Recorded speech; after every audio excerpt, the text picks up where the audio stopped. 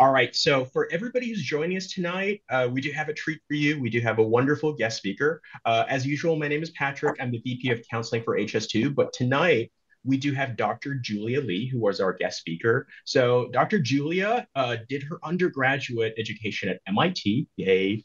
And she also graduated, she got her medical degree from Northwestern's, I believe it's the Feinberg School of Medicine, right? Yeah, now they Uh, renamed it. Yes, they renamed. Okay, and she's also been a practicing physician in the field of, is it plastic surgery? Yes, plastic surgery. Yes, plastic surgery. Excellent. So, we'll be able to hopefully give you a very broad understanding of what it takes to go through that pathway of becoming a doctor. And at the end, if you have a lot of questions for Dr. Julia or myself, we can field any questions you have, both about like what it's like to maybe study the pathway of becoming a candidate for med school down the line in terms of, like an undergrad pre-med pathway, but also maybe like from her perspective as well, what med school is like. I think that's definitely something where I don't have any sort of framework to understand that one. So I'm pretty sure many of you will have questions for her.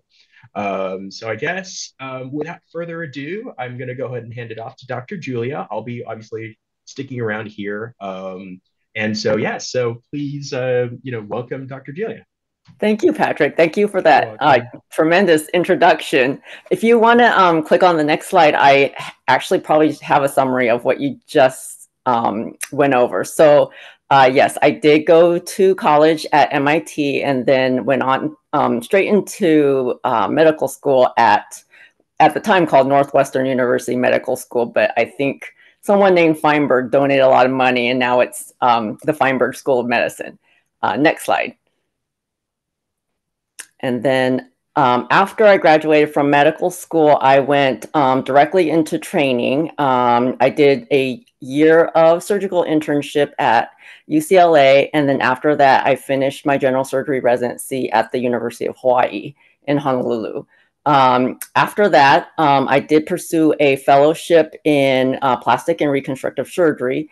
And finally, after that, I became a full-fledged physician that could practice, and I went into private practice now almost 20 years. And since about 2013, so a little bit over 10 years, I've been interviewing prospective students for college for MIT as a volunteer educational counselor.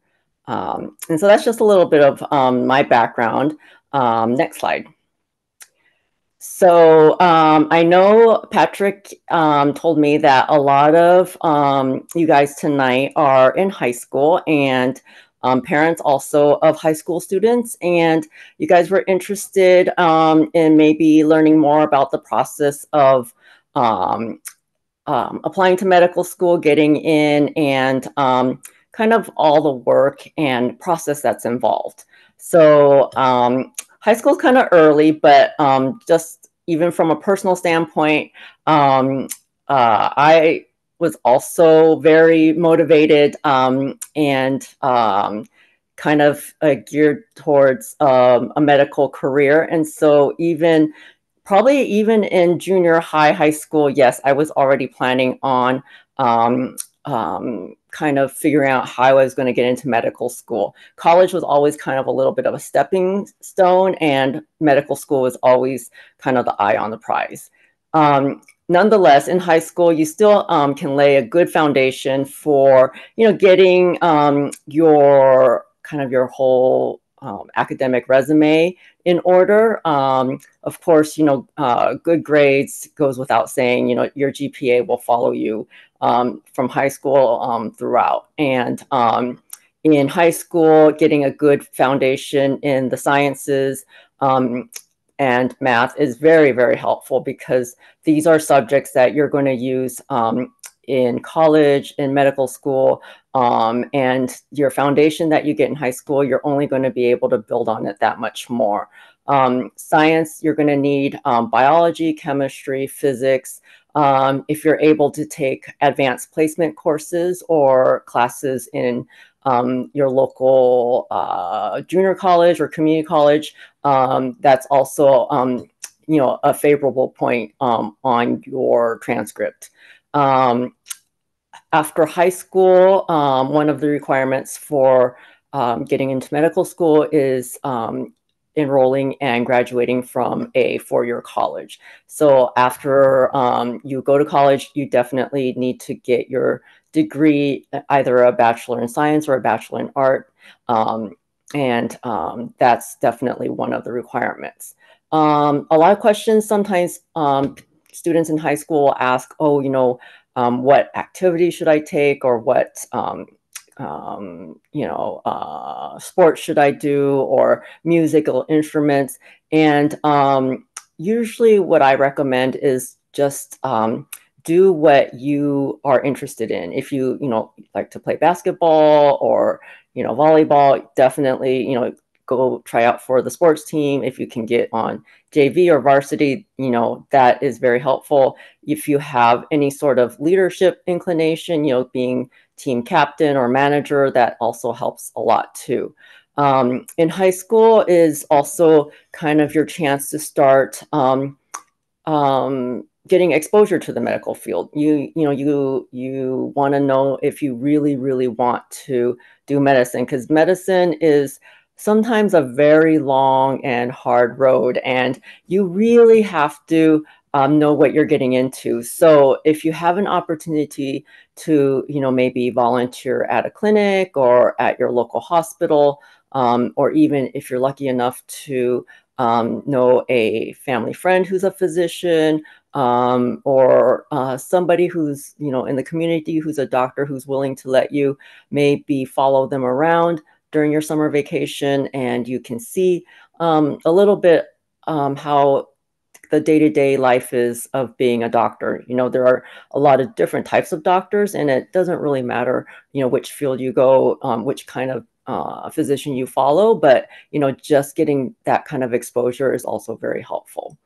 And I'll touch on it a little bit later, but there are combination programs where straight out of high school, you get accepted into what they call a BSMD program, where you go in basically locked into a guaranteed spot in a medical school. And we'll just touch on that a little bit later. But the traditional route is you go to high school, you get into college, you finish college, you apply to medical school, and then that's kind of the traditional route. All right, next slide. So after you graduate from high school, you go into college. Obviously,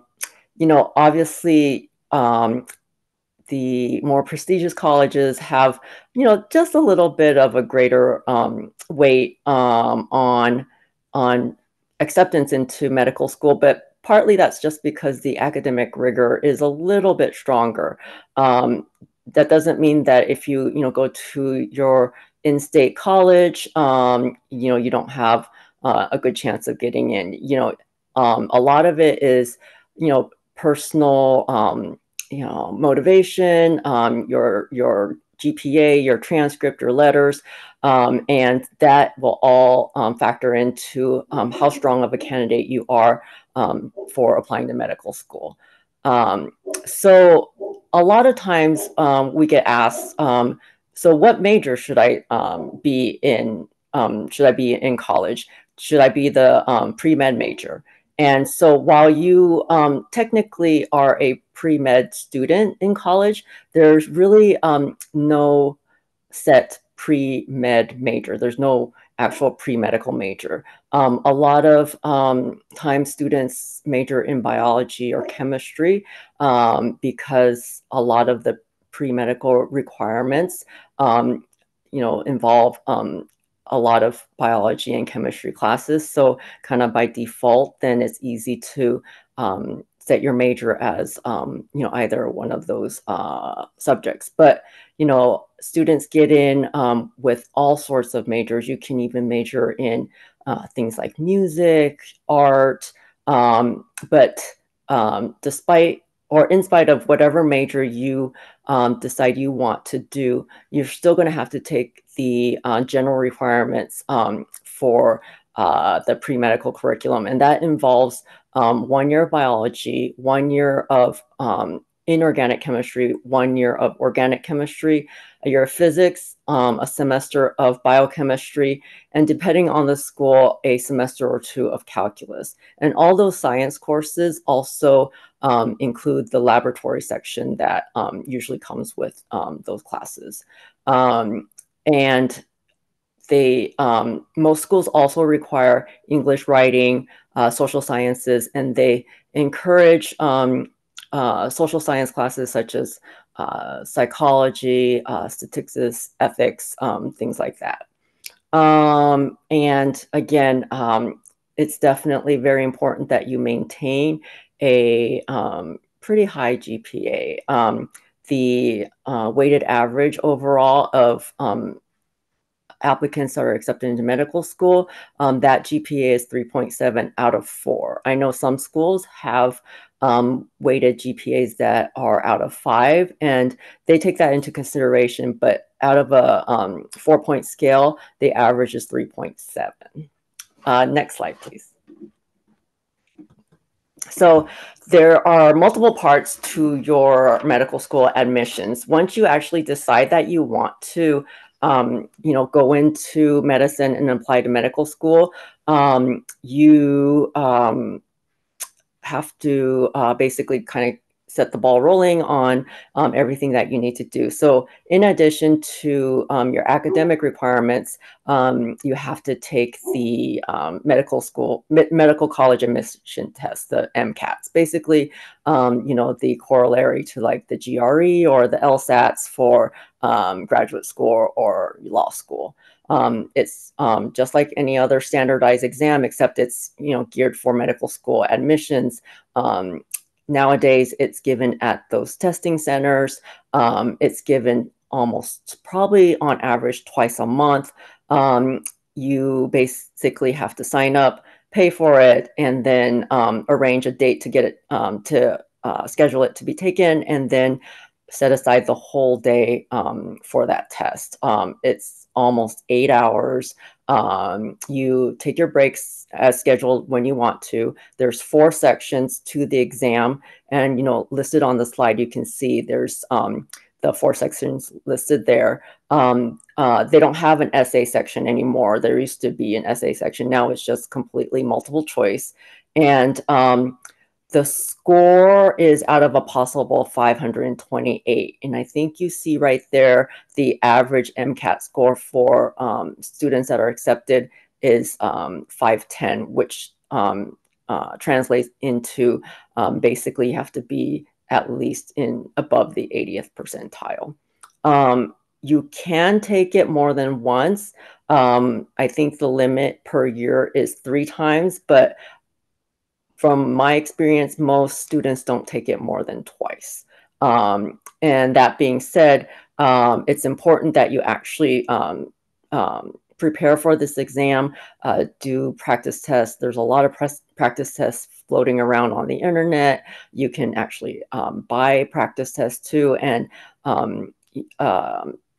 sometimes you can consider doing prep classes, which can be very helpful in aiding you in kind of just getting ready for the exam, knowing how they ask questions, what kind of answers this test is actually looking for. And you take this exam if you're on track for graduating from college in 4 years. You take this test usually during your 3rd year of college. And so in addition to your academic requirements, you're going to have to budget time to prepare and study for this test as well. Next slide. And so then after you get your test taken and you're happy with your score, basically at the beginning of your senior year in college, you start the application. And it's basically a centralized application process, much like the common application for undergraduate college. There's the AMCAS association that administers the the testing, the application process for the doctors of medicine, and then there's the AACOMS for the osteopathic route. And so when you apply, there's basically the kind of the common app where you fill out your basic information. You send in your scores from your school as a transcript. You send in your MCAT scores, and then you also ask for letters of recommendation from your professors. Usually most colleges have a pre-medical advisor. So you usually get a letter from them. And if you have doctors that you've shadowed or worked with, you can ask for letters from those persons. If you've done research, definitely get a letter from that person. And if you've, basically have any person where you feel like they might be able to, advocate on your behalf as a candidate for medical school, definitely get that letter, because schools do look at those letters and weigh them pretty heavily. So after you send all those things in and the schools get them, they, scrutinize your application, and then they decide whether they're going to send you a secondary application. Some schools send out secondary applications to everybody who applies. Some schools get so many applicants that they basically have to use GPA and MCAT scores as cutoffs to offer students a secondary application. And on the secondary application, usually it's more of an essay-based process where they have open-ended questions, and they want you to describe yourself, tell them a little bit more about why you're motivated into going to medical school, what kind of separates you from your fellow applicants. So the secondary application is very important. It's not, a creative writing exercise.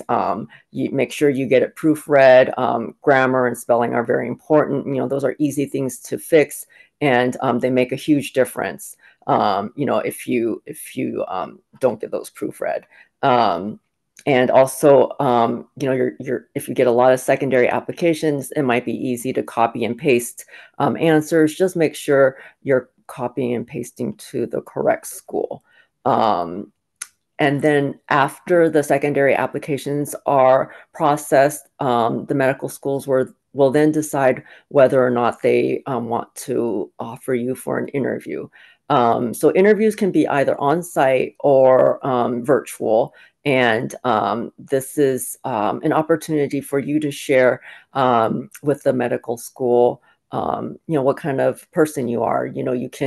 They can see, how you kind of react under pressure. You will definitely be asked, what are your motivations for becoming a doctor? So make sure you practice those questions, because you're definitely going to be asked those.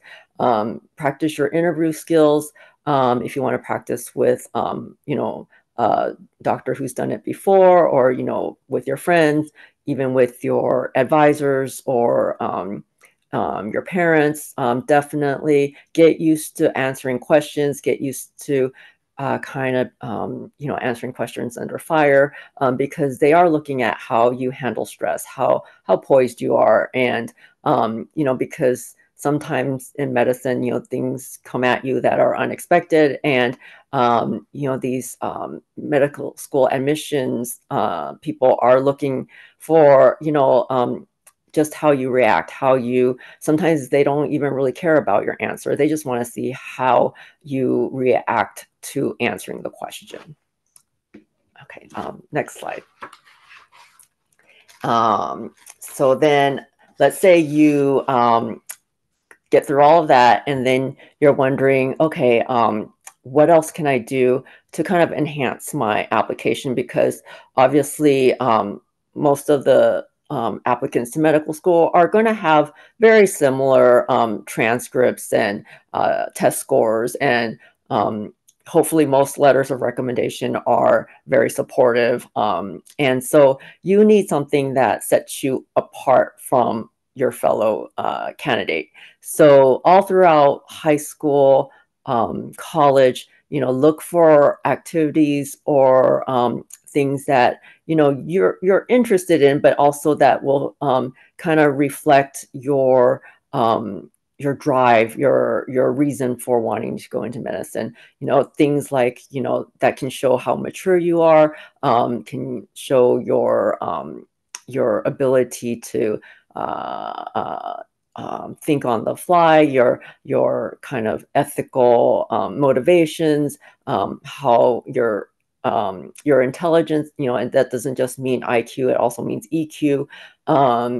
In school, what kind of clubs are you participating in? Are you participating in volunteer activities? Do you go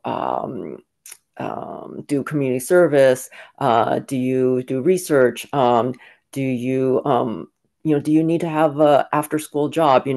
It's not frowned upon if you have to have a job, whether it be for economics or for just because that also shows the admissions staff that you're able to juggle a rigorous academic load as well as budgeting time to have a part-time job. So all these things can enhance your application outside of the actual academia. And okay, next slide, please.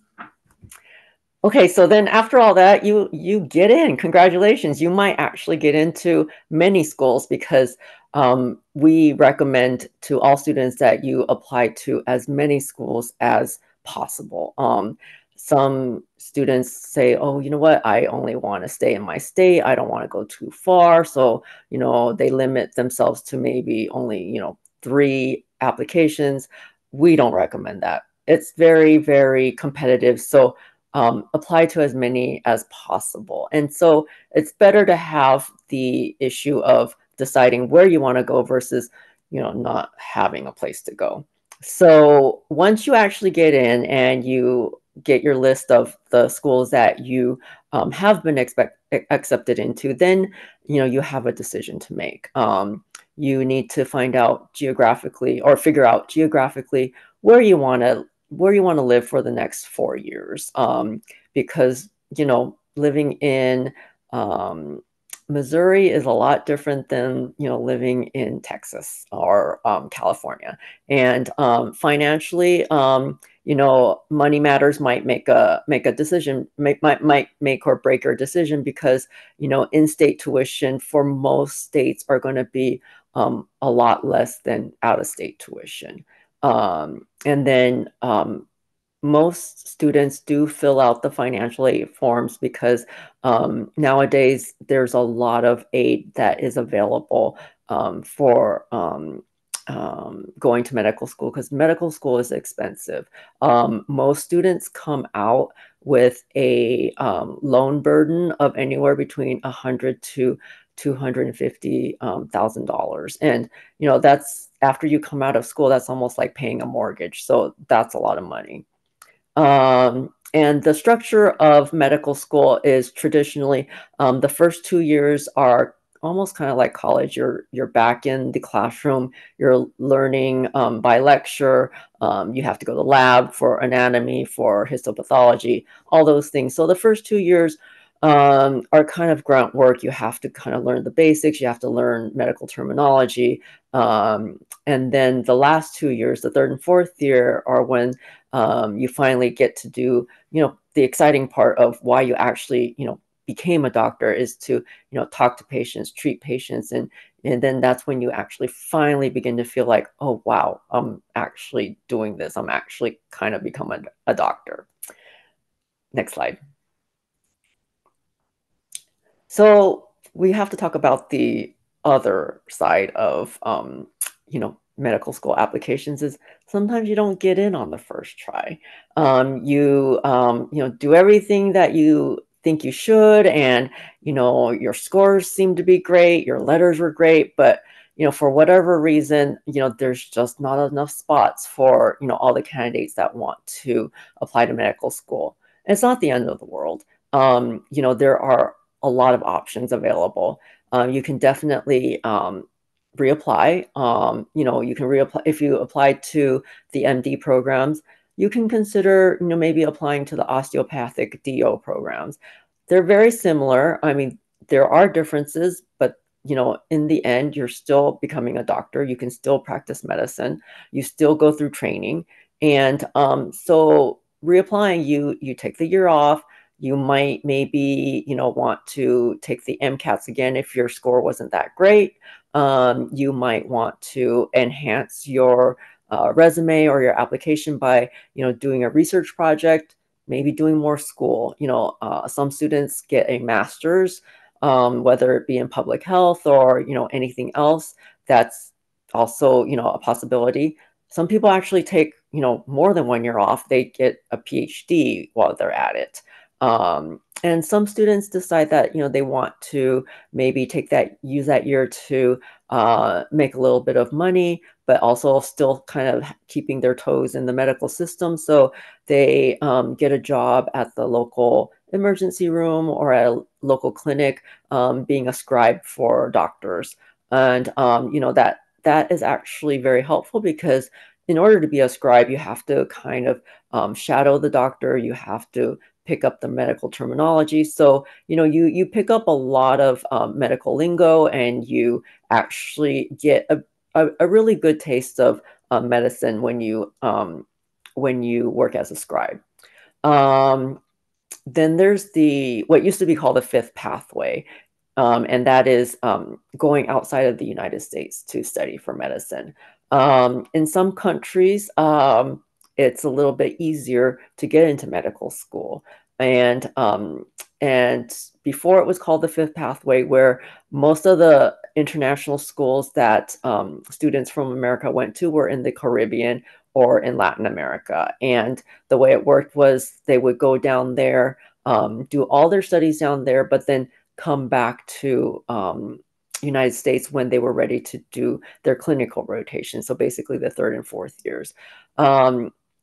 For whatever reason, those programs have been discontinued, but people still go outside of America to secure medical education. Poland is a very popular country where students go to get educated in medicine.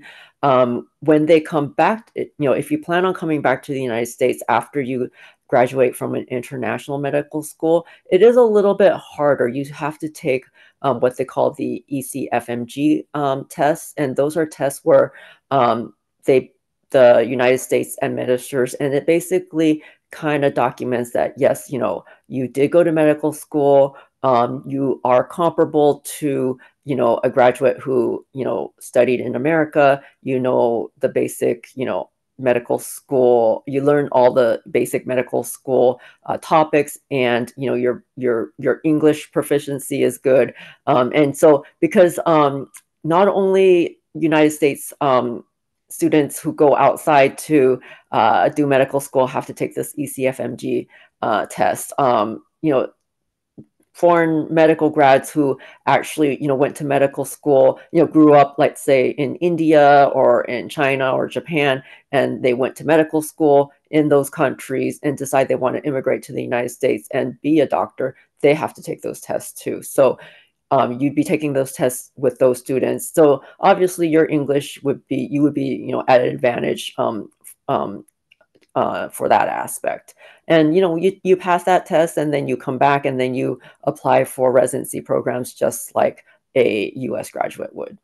And then finally, let's say you reapply, and regrettably you again don't get in. You can keep doing this. There's no limit as to how many times you can apply, but sometimes life keeps going, and you decide ultimately that what, maybe it just wasn't meant to be. But, it doesn't mean that you have to, lose your dreams of working in medicine. You can, pivot and maybe become a physician assistant, a PA. PAs now are, working almost just like doctors. And I joke sometimes, maybe it's better to be a PA because ultimately you don't have all that responsibility. You get to almost practice like a physician. You see patients like a physician. You have your own patients like a doctor does. But, ultimately the responsibility still, is punted up to the MD in charge, MD or DO in charge. And the salaries for PAs are actually very high. And along those lines, maybe you can, do nursing, or because nurse practitioners also play a very similar role to PAs. And so those are options. Or you might decide ultimately that, what, it just wasn't meant to be. Maybe I don't even really like medicine that much. And, and that's okay. I mean, it's better to find out before you actually commit all that time to going into medical school and perhaps even training until you figure out that, oh my gosh, this is not what I wanted at all. I don't like medicine. I don't like taking care of people.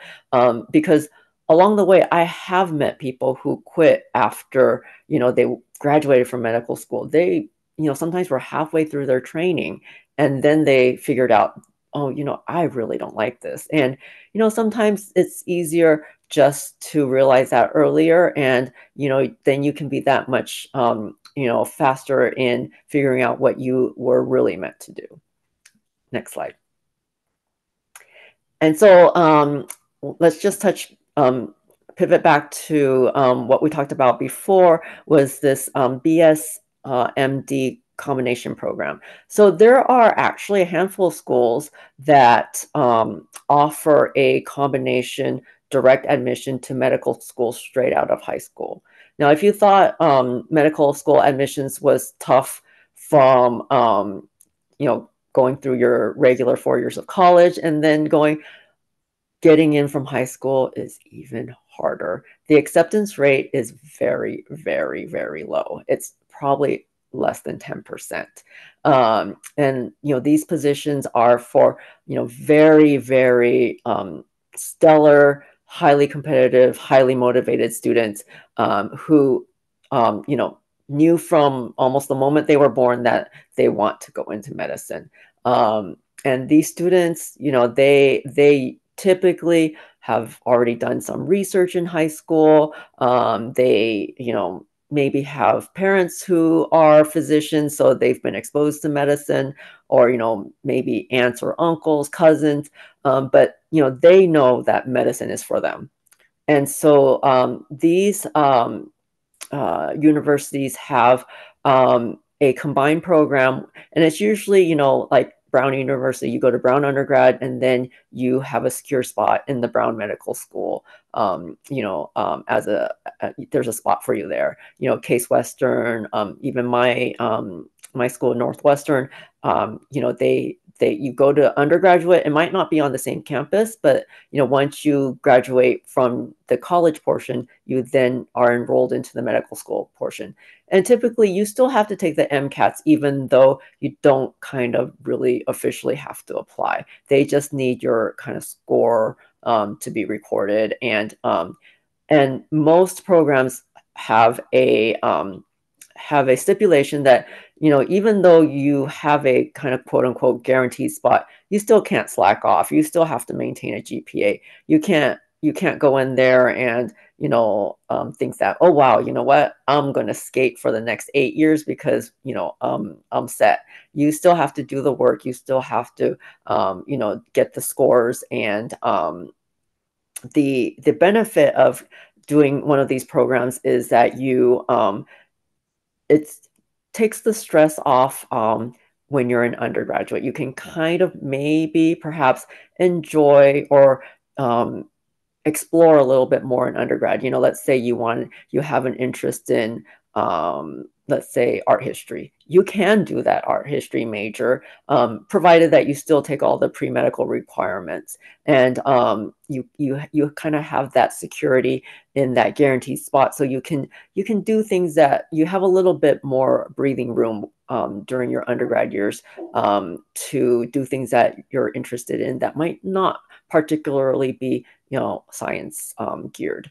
And most of these programs are not binding, meaning that even though, let's say you got into Case Western, you go to Case Western undergrad, if you decide that, I really don't like Ohio, I didn't realize the weather was going to be so bad, you can actually apply during your undergraduate, kind of just like everybody else applies for medical school, outside of Ohio. You can change your mind. You can, and if you get accepted into, let's say UCLA, you can transfer. You can decline to enroll in medical school at Case Western and then decide to, enroll at UCLA. That is possible.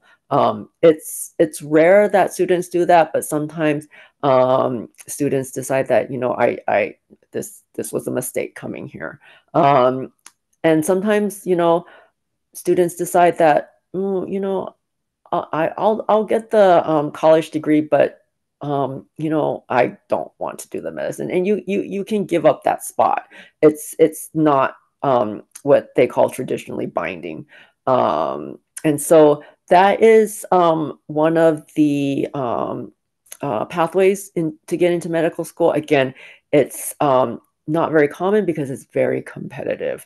It's hard to get into, and but once you get in, it's definitely, it frees up a little bit of your time and energies in undergrad.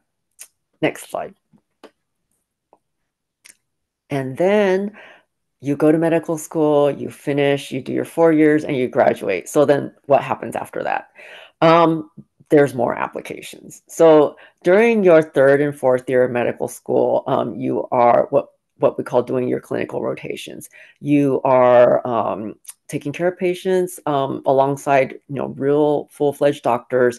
You learn the disease process. You learn kind of how to take care of them. And you do all different rotations, even though you might not be interested in going to psychiatry, or maybe you have no interest in delivering babies, but while in medical school, you still have to take those rotations. So you will be, on a surgical rotation where you learn basics of surgery. You will be on a pediatrics rotation. You will be on a psychology rotation. You'll learn the basics. And if you don't have a clue or any inkling of what field you might perhaps want to go into for the rest of your life, during these rotations is when you kind of figure out, oh, you know what? Maybe I like internal medicine. Oh, maybe I like plastic surgery or dermatology or orthopedics. And you get to see how those doctors work, what their schedule is like, what kind of patients they see, what kind of diseases you get to take care of. And so usually by the end of your 3rd year, maybe beginning of your 4th year of medical school, you figure out what you want, which specialty you want to go into. And so at the beginning of your last year of medical school, you do more applications. And again, it's a centralized process. It's through the NRMP, which is the National Residency Matching Program, otherwise known as the Match. And so you do applications just kind of like you've been doing all along for college and medical school. You do applications for now residency programs. And then it's the same process. The programs will look at your applications, evaluate them, and then decide whether they want to extend an interview to you. Once you do the interview, then you rank which program you like the best, and you rank them, basically 1, 2, 3, 4, 5, all the way down to however many programs you applied to. Now, the thing about the match is the programs also rank you. So they will rank all the applicants that they interviewed, And then there's this very nebulous matching algorithm, which basically matches the program to the applicant. And so you don't know where you're going to end up unless you, only apply to, let's say, schools on the East Coast or schools in Florida or schools on the West Coast. Whatever your little formula is. Most people, especially if you're applying for a competitive specialty, you again do a shotgun approach. You apply to every single program that you possibly can. And this matching algorithm will match you to the highest ranked, the program that ranked you the highest. And so that's how I ended up in Hawaii, because I basically did a shotgun approach, and somehow I ended up in Hawaii. And so you find out where you're going on the third Friday in March. So early in the spring of your senior year, you find out where you're going, and it's called match day. And usually the whole class is gathered, and they hand out your results, and everyone opens them. A lot of people will be very happy because they got either their first or second or third choice. Some people won't be so happy because they won't match into maybe not their first choices. Sometimes they get, all the way down to maybe their eighth or ninth choice, but they're still relieved they got into a program.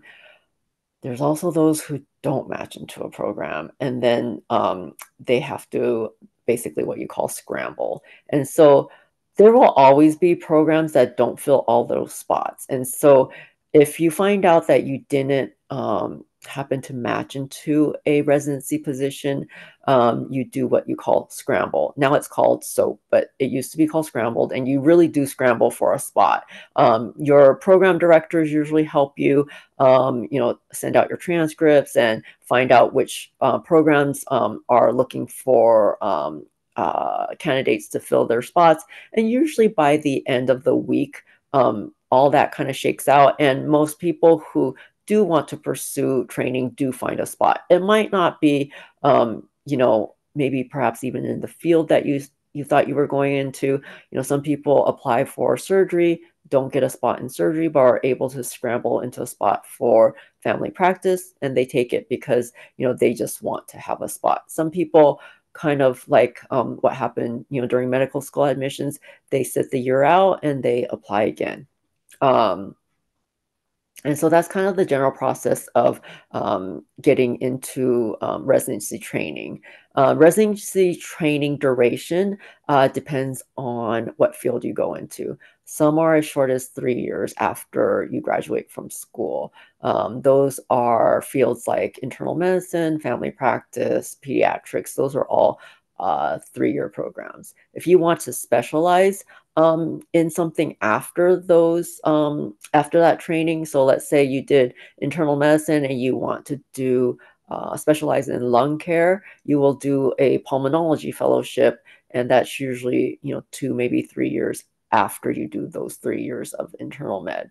Most of the surgical specialties are 5 years and beyond. So general surgery is 5 years, neurosurgery is 5 or 6 years, ENT is also 5 years. Plastic surgery, I did 8 years. I did 5 years of general surgery, and then I did 3 more years on top of that of fellowship training in plastic surgery.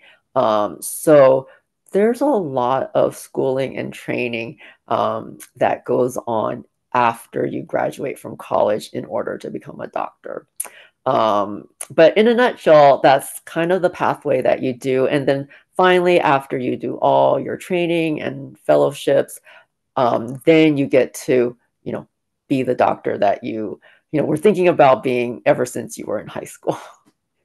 And I think that's it. Next slide. Yep. So then I think we'll open up to questions. All right. Thank you so much, Dr. I'm Julie. sorry, that was a lot of info. That's a wealth of information. And not surprisingly, we probably have close to a record number of Q&A questions. No way. Q&A.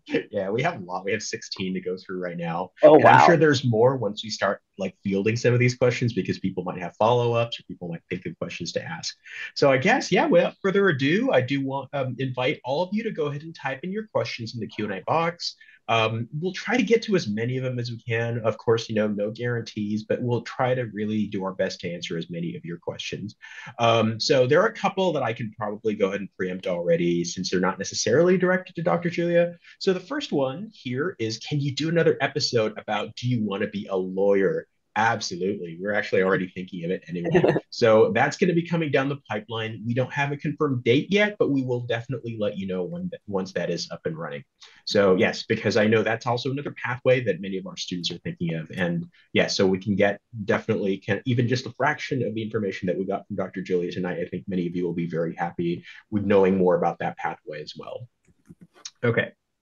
So yeah, I guess the next one we can have Dr. Julia start with those. Yes. Yeah. So let's see. This one that says, what do you think of MD, PhD? So if you are in an MD, PhD program, again, this depends on you as a person. Some students are very research oriented. They love the research that they do, and that's the reason why they're pursuing a PhD. Obviously, it takes a lot of time to get a PhD. The process to become a doctor already is a very, very long road. If you're motivated to get a PhD, by all means, but it's a long road. So unless you are really, really inclined to doing the research aspect of it, I would say most students don't go that route. I do have a little bit of perspective on that as well, because when I was doing my grad studies, I got to intern at Harvard's admissions office for grad school, for their Harvard Graduate School. So we did have some candidates that I evaluated that were applying for MD, PhD programs. And what I was told is that actually that's a really smart way to potentially sort of like minimize, I guess, some of the costs of medical school, because if you were able to get a fellowship for the PhD component, that could go to sort of like, because it's not like they'll charge you the separate tuition for both. Or I mean, there might be some overlap, but it could be potentially, if you are good enough to get a fellowship for the PhD and also be separately accepted to their MD program, that could be an amazing way to perhaps save some money. But it also, like Dr. Julia mentions, tacks on an extra couple of years, because for sure for the PhD component, for you to be able to do your dissertation and everything and be part of the research, you got to account for that in addition to the extra coursework you would take. So that would make the already long process even longer. So you do need to think long and hard if that is actually something that's a passion of yours that includes the research aspect as well. But yeah, absolutely. Correct. Okay. Next question. How do you balance work and family life? This is very individual. Some people do it very well. Some people are able to go to work, have a family, have hobbies, do charity work. It seems like they, don't need to sleep. And then some people have problems literally just getting themselves to work on time. So I think, in order to answer this question, it's very personal. It's very individual. This one, I think I will just have to say, it's dependent on how much you prioritize each part of your life. If you feel like your work is the most important and that's what defines you, then and naturally you'll probably gravitate towards that.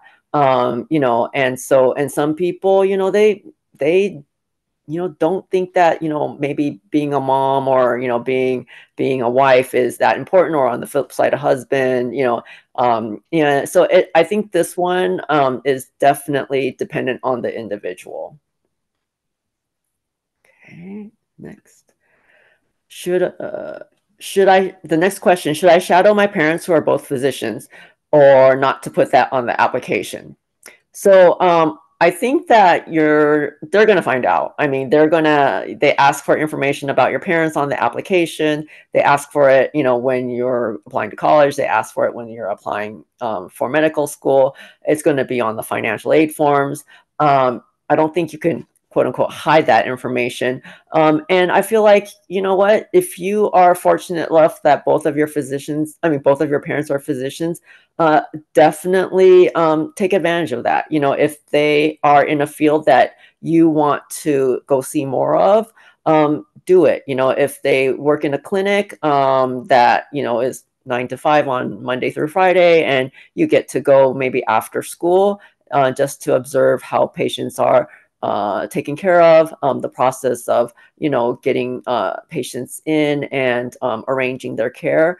Definitely do that. If you have, you know, one of your parents is maybe an OB doctor, you know, and you want to go see deliveries, if you want to go see surgeries, if you want to go see clinics, definitely shadow your parents. I don't think there's any shame or any, you know, anything like that when, you know, you have that. Definitely use it.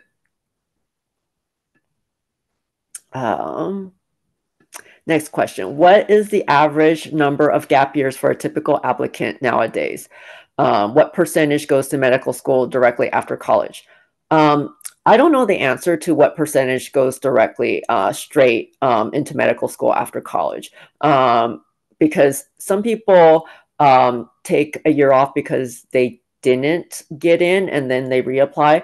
Some people after college, they don't know what they're going to do. You know, they might have decided that you know, I just you know, college was so taxing. I need a break. I just want to go, you know, have some fun, or I just want to go travel, or maybe, you know, I need to work because I have loans to pay off.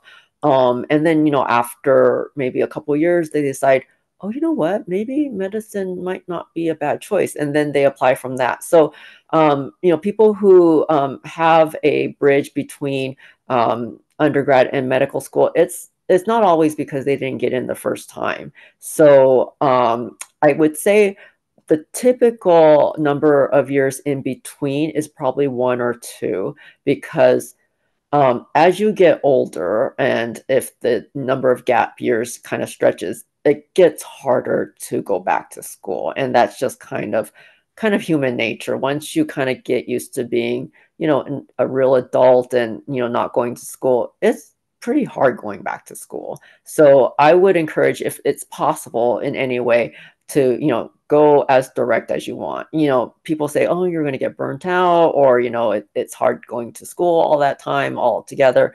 I would say still, I mean, even looking back at, you know, what I did, I would say it's still much better just to get it done and, you know, and not, you know, kind of dilly-dally.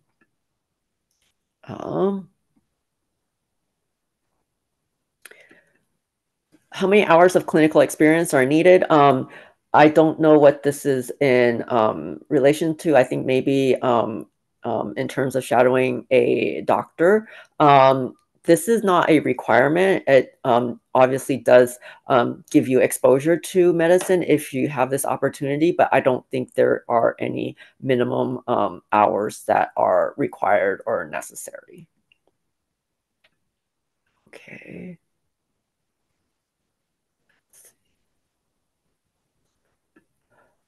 Is there an expiration date for the MCAT score? Yes, there is. I think it's 7 years. And so it is a long time. So if you're really serious about going, you probably will get in before the MCAT score expires.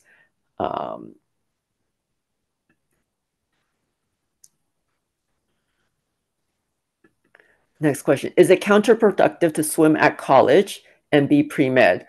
No, it's not. You can do both. Okay. Oh, yeah. There are a couple of questions there about when the video will be uploaded, because I think some people joined us late, which is perfectly fine. So we will be uploading this video onto our YouTube channel by Sunday morning, according to Vicky. So thank you, Vicky. All right. So yeah, and I think there's 2 or 3 of that same variant. So I'm going to go ahead and make sure we answer them so we don't have to do it again.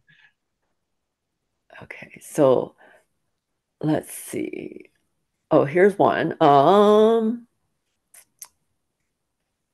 Let's see. How do you address that MIT's resource can facilitate pre-med students to apply to medical schools compared to other prestigious colleges? So from my experience at MIT, I would say that MIT, its reputation definitely speaks for itself. MIT, has a reputation of being, very academically inclined. Students there, do technology, science, engineering, all that stuff. That being said, when I was a student, I didn't think MIT was particularly a good, how do I put it, resource, because so many people went into engineering that at the time I was going through it, only probably less than 10% of the student population students that graduated actually went into medical school. So I think that's changed a little bit, but even as such, traditionally, people who go to MIT traditionally don't go in pursuing medicine. They go in because they want to go work for Google or be the next startup. They're definitely more engineering slanted.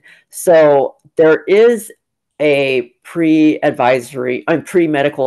advisory service or committee at MIT, but it's tiny. The office was small. There was one woman who helped put together the transcripts and send them out, and it was almost an afterthought. And so it was incumbent on pre-med students to kind of hustle and get all the information and all of the stuff that we needed together for our application, because like I mentioned, MIT wasn't back then traditionally a school that people went to for a pre-med track. Okay, I think we maybe have time for just maybe two more questions, Okay. Dr. Julia. So you can pick and choose which ones you feel like you want Okay, to let's answer. see.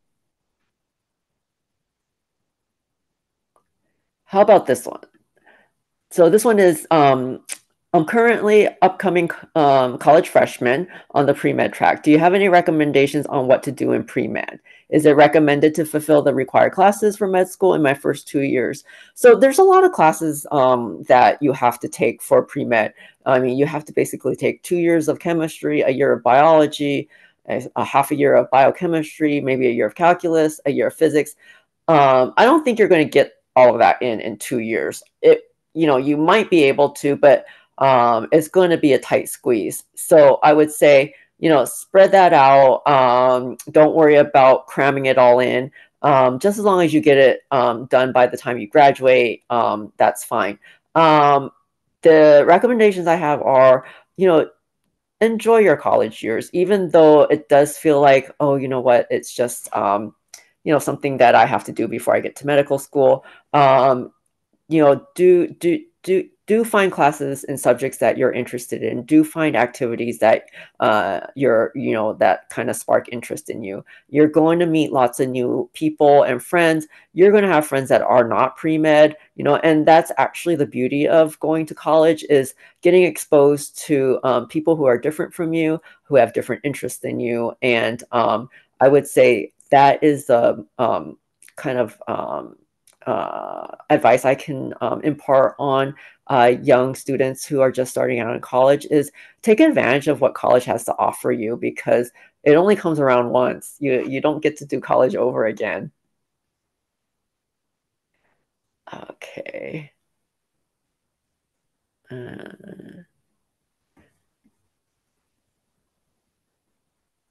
Let's see. Let's do this one. So this question, what do you think of MDJD? So basically med school, law school. It's possible. It's probably even rarer than MD, PhD.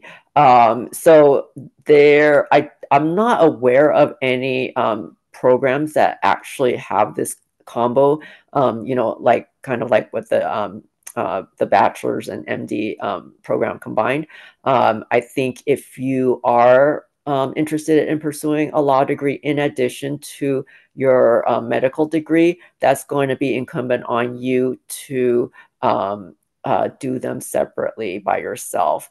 There are a lot of JD programs that are online, and so you're going to have to take the LSATs, get in, apply, pay for the tuition, and then do the work. And, you know, there are JDs and then there are JDs. You can get your degree, but if you don't sit for the bar test, then it's kind of like getting a medical degree, but not doing the training. So this, again, depends on what your objectives are. If you want to go into litigation, and you know, like, let's say malpractice, either as on the defense or on the plaintiff side, you know, definitely that, you know, medical degree and law degree is very helpful.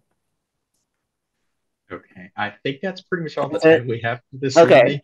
Thank you so much, Dr. You're Julia. welcome. There's so many more questions to get to, but like, unfortunately, we do have to cut it off at some point. I do want to read a message from Vicky. She said, "Dear Julia, you're truly amazing. Tonight, we created a room full of future doctors." And I hope so as well. Hopefully that gave people the, you know, the motivation to see that, hey, this is totally doable. I can do this pathway. Just because, yeah, I mean, it's certainly something we need more in society. We need more caring, compassionate people who can treat other people. And yeah. And I think medicine is a field that probably AI won't take over just yet. Yes, that's another. I had a conversation with that with one of our students as well. So you're pretty safe. Yeah, exactly. Yeah. But good luck to all of you guys out there. All right. Thank you so much, everyone, for joining us this evening. And once again, Dr. Julie Lee, thank you so much. Thank you. Have a good night. Take care, everybody. Have a great weekend. Bye.